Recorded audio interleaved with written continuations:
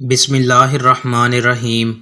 عقبہ نے ابو وہاب بن عزیز کی لڑکی سے نکاح کیا تو ان کے پاس ایک عورت آئی اور کہنے لگی کہ میں نے عقبہ کو اور جس سے اس کا نکاح ہوا ہے اس کو دودھ پلایا ہے، نہ تو نے کبھی مجھے بتایا ہے۔ یہ سن کر عقبہ نے کہا، مجھے نہیں معلوم کہ تو نے مجھے دودھ پلایا ہے اور نہ تو نے کبھی مجھے بتایا ہے۔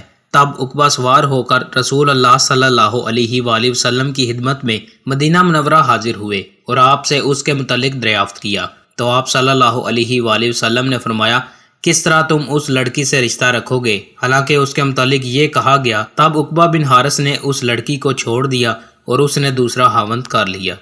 نبی کریم صلی اللہ علیہ وآلہ وسلم سے آپ کے آخری حج میں کسی نے پوچھا کہ میں نے رمی کرنے یعنی کنکر پھینکنے سے پہلے ذبح کر لیا؟ آپ صلی اللہ علیہ وآلہ وسلم نے ہاتھ سے اشارہ کیا اور فرمایا، کچھ حرج نہیں۔ کسی نے کہا کہ میں نے ذبح سے پہلے حلق کرا لیا۔ آپ صلی اللہ علیہ وآلہ وسلم نے سر سے اشارہ فرما دیا کہ کچھ حرج نہیں۔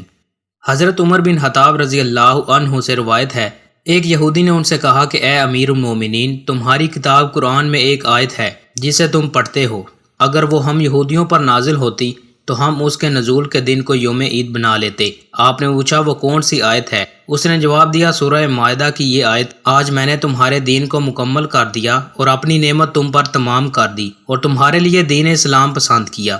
عمر رضی اللہ عنہ نے فرمایا کہ ہم اس دن اس مقام کو خوب جانتے ہیں جب یہ آیت رسول اللہ صلی اللہ علیہ وآلہ وسلم پر نازل ہوئی۔ اس وقت آپ صلی اللہ علیہ وآلہ وسلم عرفات میں جمعہ کے دن کھڑے ہوئے تھے۔